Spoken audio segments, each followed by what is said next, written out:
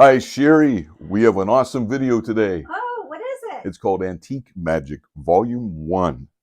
So we're going to be doing a Volume 2, possibly a 3. I've been digging out some things from the storage facility, and I'd like to highlight some of these things. This is for the younger magicians coming out. I want you guys and girls to know the history of magic and see some unusual things. It might spark something, okay?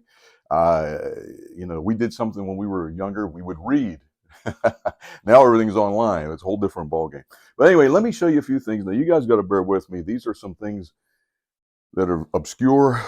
I haven't used for many, many years. What I have here is a cool-looking bottle. Now, if you're watching very closely, we're going to lift these things up. I love the Egyptian motif on here, by the way. One is filled with milk, one is filled with water, and here we have a bottle. Now, what I'm going to do, Sherry, is get this funnel, because there's no way I'll be able to get that in there without a funnel. All right, we're going to pour the water in. All the way in it goes. All right. And we're going to cover this back up. So that makes one. All right. Yep. Now, next we're going to pour the milk in. All right. If you're watching, that's why a lot of magicians shy away from liquid magic. I get it could be a mess. I mean, there's really no two ways about it. But it is hopelessly mixed. Now we're going to cap this thing. All right, just like this. And I'm going to place it into the little holder here, just like so. All right? Okay. Now watch. We're going to remove the lid. And believe it or not, what? It slowly starts to deplete. Can you see it? We'll pass the magic wand over. What's a magician without a magic wand, huh? Can you see it slowly start to deplete? Yes. And people ask, where does it go? Where is it going? I don't know. Well, watch. All the way down it goes into nowhere. It's like evaporating. Yeah. And believe it or not, look. Here's the milk. No way. And there is the water. That is so cool. All right. So this is actually called milk and water separation. Nice. All right. It was invented, I think, by Hofzinser. He was an Austrian magician, absolutely brilliant. And he was, maybe 1870s era. Now, when he died, he left notes for his wife to destroy all of his manuscripts. Oh, wow. And his tricks. He didn't feel anybody was worthy to actually perform these magic tricks.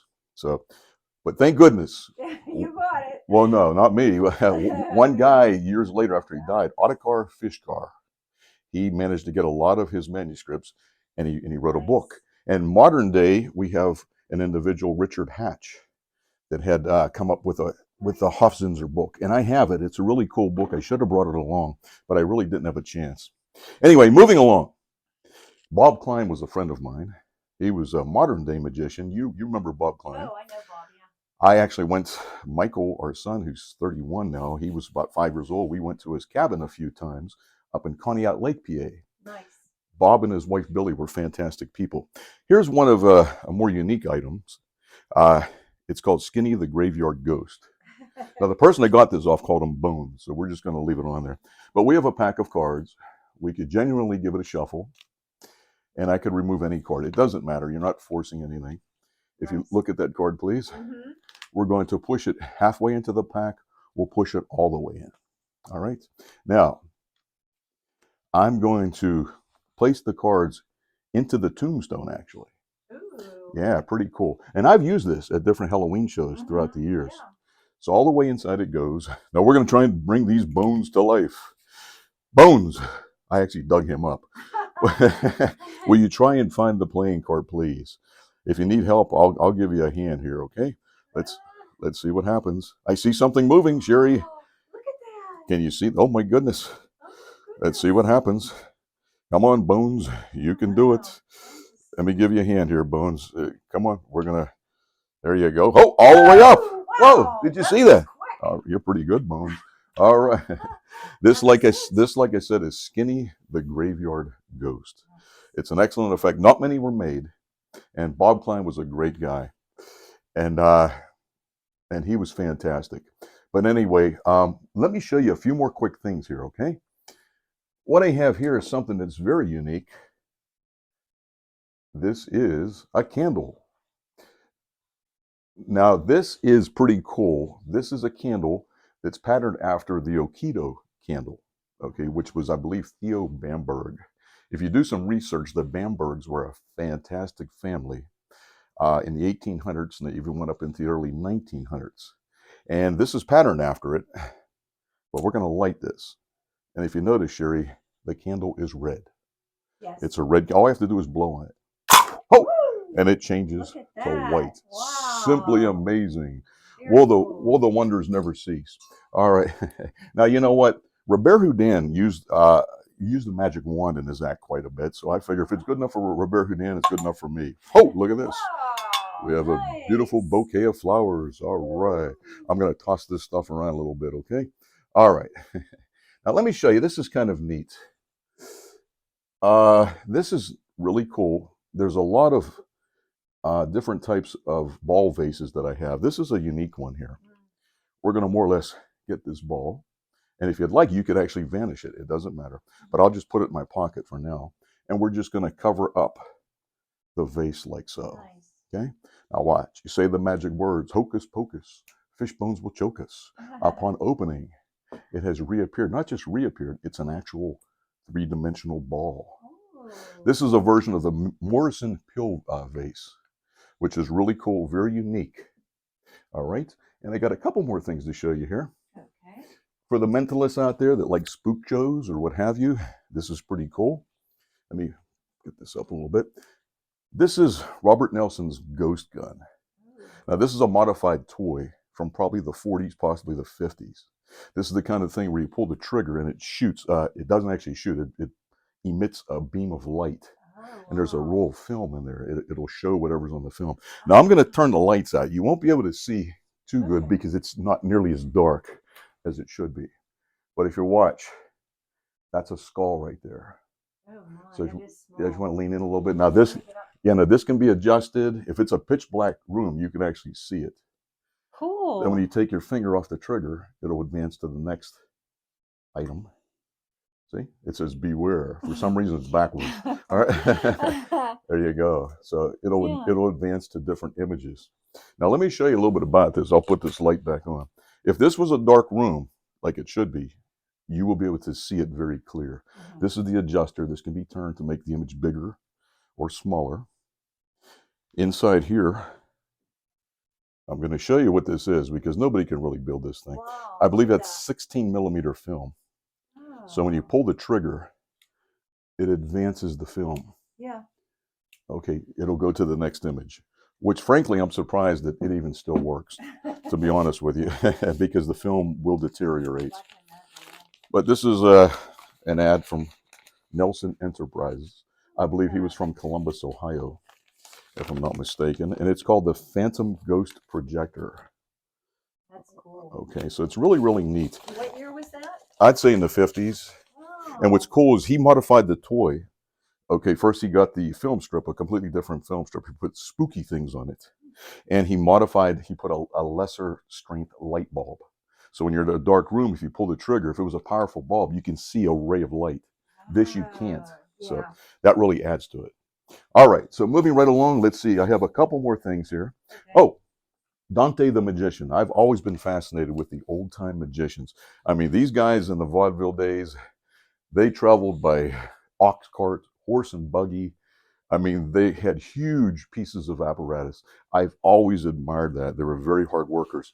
Dante the magician, this is his trunk book. Oh, wow. I believe this was printed in the 30s, but they really didn't find them until the 50s. Now, Dante was one of the magicians from the Thurston show. Okay, Howard Thurston. He had a few magicians working for him. Right here in Pittsburgh, there was Tampa. Do you remember Ray Sugden? We actually went to his tombstone here in Pittsburgh. Right, we did. So that's online. If you want to check that out, look under Sherry Caputo on YouTube.